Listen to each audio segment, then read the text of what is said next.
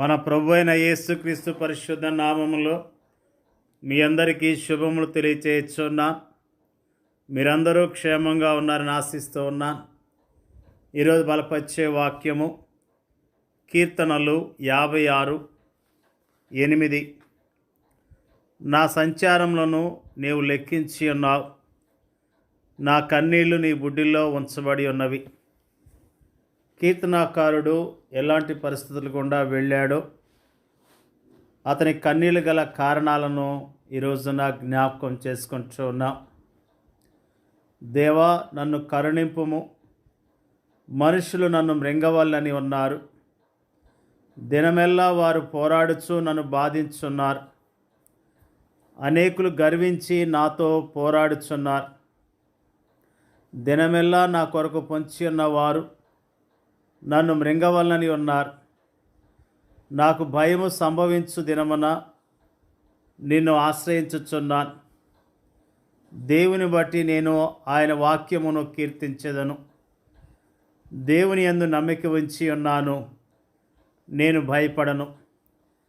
శరీరధారులను నేమి చేయగలరు? దినమెల్లా వారు నా మాటలు అపార్థము చేయుదురు. నాకు హాని చేయవలన తలంపులే వారికి నిత్యము పుట్టుచున్నవి. వారు గుంపు కూడి పొంచి ఉందరు.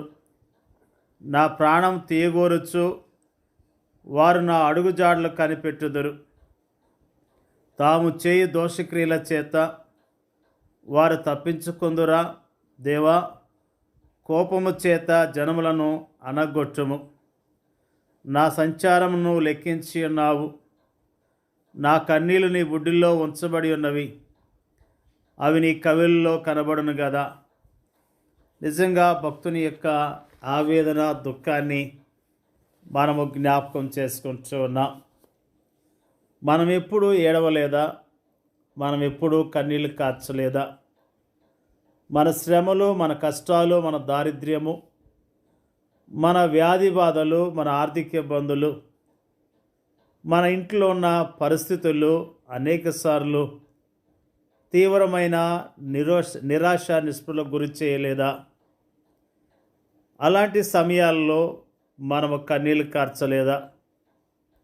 జీవిత సమస్యలు మనము మోయలేనంత భారముగా మనకు అనిపించినప్పుడు, మన చుట్టూ కారు చీకట్లో మోహరించటము మనకు కనిపించినప్పుడు, నా అన్నవారు ఎవరు మన దరిదాపుల్లో లేకపోవటం మనం గమనించినప్పుడు, ఒకప్పుడు మన వారు అనుకున్న వారు ఇప్పుడు మనకు వీపు మళ్ళించి అపహాస్యం చేస్తూ మనల్ని దాటి వెళ్తున్నప్పుడు మన గుండెలు బద్దలైపోతాయి. మన నోళ్ళలో నుండి ఏడుపు పెలుబుకి వస్తుంది. మన కళ్ళల్లో నుండి కన్నీళ్లు కట్టలు తెచ్చుకొని ప్రవహిస్తాయి. అలాంటి సమయాల్లో మనం అనుభవించే హృదయ వేదన మనకు తప్ప ఈ లోకంలో వేరెవరికీ అర్థం కాదు. కొన్నిసార్లు మనల్ని చూచి కానీ, మన పరిస్థితిని చూచి కానీ జాలిపడి ఆదరించి ఓదార్చేవారు మన చుట్టూ ఎవరూ లేనట్టుగా మనకు అనిపిస్తుంది. అలాంటి సమయాల్లో దేవుడు కూడా మౌనంగా ఉన్నట్లుగా మనకు తోస్తుంది.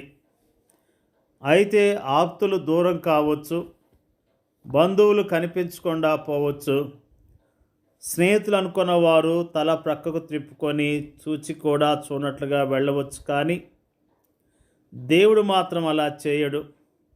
ఆయన నీ పరిస్థితి అంతా చూస్తున్నాడు, నీ కష్టానంతా పరిశీలిస్తున్నాడు, నీ కన్నీళ్లను తన బుడ్డిలో నింపుకుంటున్నాడు. తగిన సమయంలో నీకు సహాయం చేసేందుకు సిద్ధముగా ఉన్నాడు. ఆయన తన బిడ్డల కన్నీటిని తన బుడ్డిలో నింపుకుంటున్నాడు. పాత నిబంధన పరిశుద్ధుల విషయంలో ఆయన అలానే చేశాడు. దేవుని ప్రజల వైఫల్యాల విషయమై తన తలను జలమయముగా చేసుకొని రోధించిన ఇర్మియా కన్నీళ్ల విషయంలో ఆయన అలానే చేశాడు. క్రీస్తు సంఘములోని అవయములైన విశ్వాసుల విజయము కోసము ప్రార్థించిన పౌలు కన్నీళ్ల విషయంలో ఆయన అలానే చేశాడు. అన్నిటికీ మించి అనేక సందర్భాల్లో నిర్భాగ్యులైన మానవులను చూచి నిట్టూర్పులు విడుస్తూ ఆత్మలో మూలుగుతూ కన్నీళ్లు విడిచిన తన ప్రియకుమారుని కన్నీళ్ళ విషయంలో కూడా ఆయన అలానే చేశాడు. అవును, దేవుని ప్రియకుమారుడైన క్రీస్తు లాజరు సమాధి యొద్ద మాత్రమే కాక తాను శరీరధారి ఉన్న దినముల్లో మహారోదనముతోనూ కన్నీళ్లతోనూ ప్రార్థనలు యాచనలు సమర్పించాడు. మన పాప భారం అంతటినీ భరిస్తూ తాను కలువరి శిలువపై అనుభవించనయ్యున్న తీవ్రమైన శ్రమానుభవాలను తలంచుకొని స్వేద బిందువులు రక్త బిందువులుగా మారినంతగా ఆయన గెత్సెమనే వనములో రోదించాడు. కన్నీళ్ళు కన్నీళ్ళు కన్నీళ్ళు. ఈ లోకములో ఉన్నదంతా కన్నీళ్ళే. కొందరివి కనిపించే కన్నీళ్లు కాగా మరికొందరివి కనిపించని కన్నీళ్ళు. అయితే దేవుడు ప్రతి ఒక్కరి కన్నీళ్లు చూస్తూనే ఉన్నాడు. వాటన్నిటినీ తన బుడ్డిలో పట్టుకొని నిల్వ చేస్తున్నాడు. వాటిని గురించి తన గ్రంథములో రాసుకుంటున్నాడు. కానీ దేవుడు వాటిని ఎందుకు అనుమతిస్తున్నట్లు, తన పట్ల భయభక్తులు కలిగిన వారిని సహా ఆయన ఎందుకు తీవ్రమైన శ్రమల కొలిమి ద్వారా నడిపిస్తున్నట్టు, ఈ లోకములో ఎలాంటి శ్రమలు కానీ కష్టాలు కానీ లేని నెమ్మదైన జీవితాన్ని జీవించాలని మనం కోరుకుంటున్నాం. కానీ మనం కోరుకున్నట్లే జరిగితే అప్పుడు మన జీవితాలు ఎలా ఉంటాయో తెలుసా? చెట్ల నీడన చిన్న చిన్న తొట్లలో ఉండే చిన్ని చిన్ని మొక్కల జీవితాల్లా ఉంటాయి. అవి తమకు తాముగా జీవించలేవు. కానీ వాటిని అమ్ముకునే వ్యక్తి పోసే కాసిన నీళ్లతో మేము బ్రతుకుతున్నాం అనిపిస్తాయి అంతే. అవి భూమి లోతులకు వేరుపారలేవు, ఆకాశపు ఎత్తులకు పెరగలేవు. స్థిరమైన కాండముతోనూ బలమైన కొమ్మలతోనూ సువిశాలముగా వ్యాపించలేవు. అవి తీవ్రమైన ఎండ, గాలి, వర్షం లాంటి మారే వాతావరణ పరిస్థితులకు ఏమాత్రమో తట్టుకోలేవు. ఇదెంత దౌర్భాగ్యమైన స్థితి! దేవుడు తన ప్రజలకు కష్టాలను అనుమతించటములో మరో కారణము కూడా ఉంది. కష్టాల్లో ఉన్న ఇతరులను చూచి వారు జాలి చూపడం నేర్చుకోవాలన్న ఉద్దేశంతో కూడా దేవుడు తన ప్రజలకు కష్టాలను అనుమతిస్తాడు. ఆ విధముగా ఆయన మనలను సంతోషించు వారితో సంతోషించేందుకును, ఏడ్చు వారితో ఏడ్చేందుకును మనకు శిక్షణ ఇస్తాడు.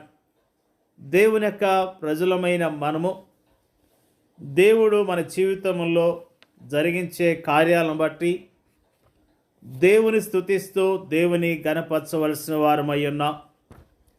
మన జీవితాల్లో మనం కాచే కన్నీళ్లను ఆయన చూస్తూ ఉన్నాడు. మన పరిస్థితులను ఆయన చూస్తూ ఉన్నాడు.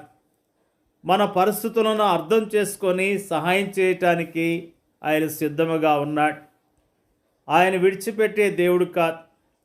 తన ప్రజలు కన్నీళ్లు కాచారని దేవుడు మోషేతో మాట్లాడుతూ నేను దిగి వచ్చానని ఆయన అంటూ ఉన్నాడు. నిజంగా ఇజ్రాయేలు ప్రజలు కన్నీళ్లు కాస్తూ రోధించినప్పుడు ఆయన దిగి వచ్చి మోషేతో మాట్లాడినట్లుగా దేవుని యొక్క వాక్యము తెలియజేస్తున్నది. ఆయన మనతో మాట్లాడతాడు. మన పరిస్థితులు తగిన జవాబునిస్తాడు.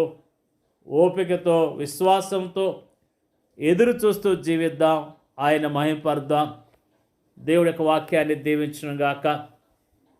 పరిశుద్ధులైన తండ్రి, స్తోత్రాలు తెలియజేస్తూ ఉన్నా. భక్తుని యొక్క ఆవేదన, కన్నీళ్ళు వాటన్నిటినీ జ్ఞాపకం చేసిన విధానం బట్టి స్తోత్రాలు తెలియజేస్తూ ఉన్నా.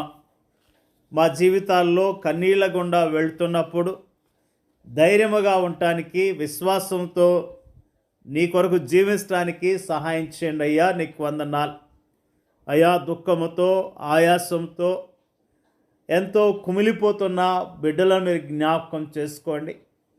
కుమిలిపోతున్న బిడ్డలను మీరు ఓదార్చండి, ధైర్యపరచండి అయ్యా. మరి ఎంతో దుఃఖాన్ని చెప్పుకోలేంత బాధ కలిగి కృంగిపోతున్న ప్రతి బిడ్డను జ్ఞాపకం చేసుకొని వారి ధైర్యపరచండి, బలపరచండి అయ్యా. నీకు స్తోత్రాలు ప్రభువా. నువ్వు చూచే దేవుడు ప్రభువా, సహాయం చేసే దేవుడు, తగిన సమయంలో జవాబిస్తావనే విశ్వాసంతో నీ కొరకు జీవించడానికి సహాయం చేయమని, వాక్యం వింటున్న వారందరినీ పేరు పేరున దీవించి ఆస్వాదించమని యేసుక్రీస్తు పరిశుద్ధమైన నామంలో అడిగి వేడుకొంచున్నాం తండ్రి.